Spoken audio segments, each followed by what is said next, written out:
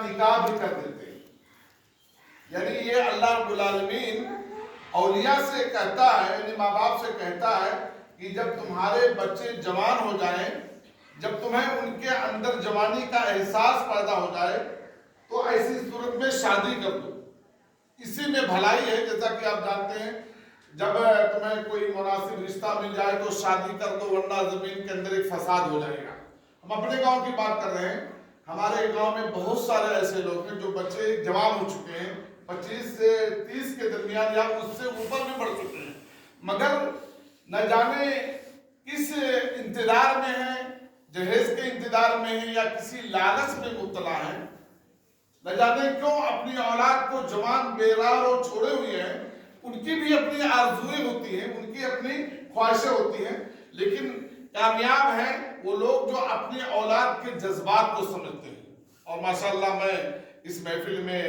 صلاح الدین کو مبارکباد دیتا ہوں کہ انہوں نے اپنے بچوں کی شادی مناسب وقت میں، حالانکہ ان کے پاس بہت زیادہ ثروت بھی نہ تھی اور بہت زیادہ خوشحالیاں بھی نہیں تھی، لیکن جیسے یہ بچے جوان ہوئے اپنے بچوں کی جوانی کو محسوس کیا، انہوں نے خود آگے بڑھ کر کے اپنی اولاد کے لیے رشتہ مانگا اور اس طریقے سے ان کی شادی کر دی. اب یہ اللہ رب العالمین کے اوپر ہے کہ رشتوں میں سے کچھ چیزوں میں سے یہ رشتے جو نکاح ہے یہ ایسی نعمت ہے کہ اس کے ذریعے روزی بھی آتی ہے. اگر ہم پریشان حال ہیں، روزی کی تنگدستی کی شکایت کرتے ہیں یا مالی طور پر ہم مشکلات کے شکار ہیں، تو اللہ رب العالمین کہتا ہے کہ شادی کر دو، یہ ہماری ذمہ داری ہے کہ ہم تمہیں رزق سے نوازیں گے. یہ باقی اللہ رب العالمین انہوں نے اپنے سارے بچوں کی مناسب وقت میں شادی کی. اور دوسری جو خاص بات ہے وہ یہ ہے کہ رشتوں کو اپنوں میں کرنا چاہیے. اللہ رب العالمین اس سے بڑے فوائد، حدیث میں آتا ہے کہ تعلموا من انسابکم، تم اپنے نسب کو اور اپنے یعنی خاندانی نسب نامہ کو یاد رکھو، اسے جانو، تاکہ اس کی وجہ سے تم صلہ رحمی کر سکو. یعنی جاننے کا مقصد یہ ہے کہ تم اپنوں کو سمجھو، ان کو دور نہ کرو. اگر ان کے پاس لڑکے ہیں تو ان کی اپنی لڑکیوں کو ان سے شادی کرا دو، اور اگر ان کی لڑکیاں ہیں تو اپنے آپ کے پاس بیٹے ہیں تو انہیں اپنے عقد میں لے آؤ. حدیث میں آتا ہے اس کے کئی فوائد، اس میں سے ایک فائدہ یہ ہے کہ جو خاندان میں آج کل ہمارا جو خاندان منتشر ہو چکا ہے ایک دوسرے سے، انہیں بھائیوں میں بھی اقربا میں بڑی دوریاں ہیں. وہ تو کہتے ہیں کہ بڑی محبتیں ہیں، لیکن دلوں میں رنجشیں بھی ہیں، دلوں میں عداوتیں بھی ہیں، دلوں میں بڑی دوریاں ہیں. تو ماشاءاللہ اس نقطۂ نظر سے بھی ہمارے صلاح الدین صاحب نے اپنی خاندان کے اندر اپنے ہی چچے کی بیٹی کو انہوں نے اپنے بیٹی کے لیے منتخب کیا. اللہ رب العالمین اس سے کیا ہوتا ہے، دلوں میں محبت پیدا ہوتی ہے، الفت پیدا ہوتی ہے. اور دوسری چیز ہے رزق میں برکتیں ہوتی ہیں اور عمر میں زیادتی ہوتی ہے. یعنی ایک ساتھ 3 نعمتیں ملتی ہیں.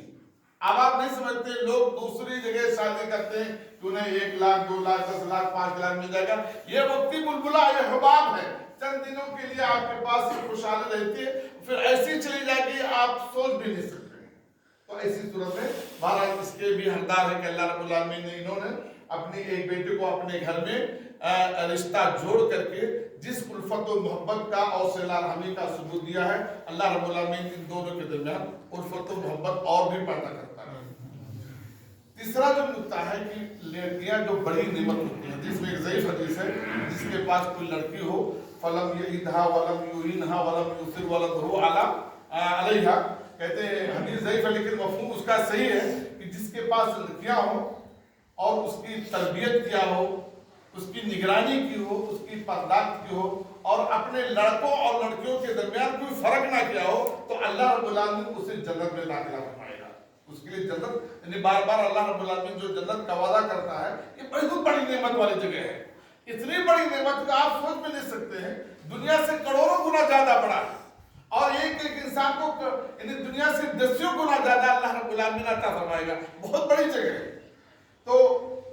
اور اسی طریقے سے حدیثیں بہت ساری ہیں جن کے پاس 1 لڑکی ہو یا 2 لڑکی ہو یا 3 لڑکیاں ہوں، لیکن موجودہ دور میں ہم کیا کرتے ہیں، اس میں ایک لفظ ہے فَأَحْسَنَ إِلَيْهِنَّ. ہم تو مطلب پیدا ہونے کے بعد ہم ان کی تربیت بھی کرتے ہیں، ان کو پڑھاتے ہیں، ان کی ساری دیکھ بھال بھی کرتے ہیں، لیکن عین موقع پر جہاں جنت کا دروازہ کھلنے والا ہوتا ہے وہی ہم جنت کا دروازہ اپنے لیے بند کر دیتے ہیں۔ وہ کیسے کہ ان کے ساتھ احسان کا سلوک طریقہ کیا ہے کہ آپ اپنی بیٹی کے لیے دیندار رشتہ اپنائیے اور نیک اور صالح لڑکا اپنائیے، عالم اپنائیے۔ اب ایسی صورت میں اگر اپنی وہ غریب ہے یا پریشان حال ہے ان کے اپنی جگہ پر اللہ رب العالمین دور کر دے گا۔ ساری یعنی اپنے بچوں کی نگہداشت اچھی طریقے سے کرتے ہیں، لیکن جب شادی کا موقع آتا ہے تو دولت کو دیکھتے ہیں، اس کے خاندان کو دیکھتے ہیں، اس کے نسب کو دیکھ کر کے وہ فَأَحْسَنَ إِلَيْهِنَّ کہتے ہیں کہ جو شخص لڑکیوں کی وجہ سے تھوڑی سی دنیا میں تکلیفیں اٹھاتا ہے تو ایسی صورت میں اللہ رب العالمین اور اس کے ساتھ احسان کرتا ہے۔ اللہ رب العالمین کُنَّا لَهُ حِجَابًا مِنَ النَّارِ یا کُنَّا لَهَا حِجَابًا مِنَ النَّارِ، یعنی اس کے لیے جنت میں یعنی جہنم سے دیوار بن جاتی ہے، یعنی جہنم کا دروازہ ادھر ہے اور وہاں دیوار بن کے کھڑی ہو جاتی ہیں۔ ان نعمتوں کی وجہ سے جو اپنی بیٹیوں کے ساتھ آدمی کرتا ہے اس کے لیے اللہ رب العالمین اس کو جنت میں پہنچا دیتا ہے۔ لیکن احسان میں یہ بھی ہے، ہمارے علماء سمجھیں گے کہ آپ شادی کے موقع پر اس کے ایمان، اس کے تقوی، اس کی پرہیزگاری اور اس کے علم کو دیکھو، نہ کہ اس کی دولت،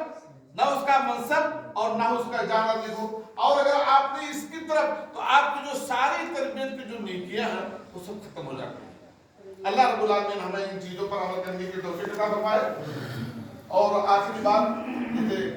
یہ داماد جو ہوتے ہیں 10 رشتہ ہوتا ہے، جیسا کہ میں بیان کرتا رہتا ہوں، یہ داماد جو ہوتے ہیں بیٹوں سے انہیں زیادہ عزیز سمجھنا چاہیے، کیونکہ بیٹا داماد جو ہوتا ہے وہ ہماری آبرو اور عزت کا محافظ ہوتا ہے، یعنی ہماری بیٹی ہے اور اگر ہم اپنی بیٹی کے آنکھوں میں آنسو دیکھ لیں تو بیٹوں کے بہو کے آنکھ میں آنسو آ جائے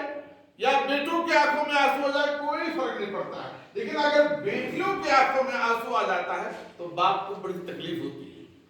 باپ کو بڑی تکلیف ہوتی ہے۔ اس لیے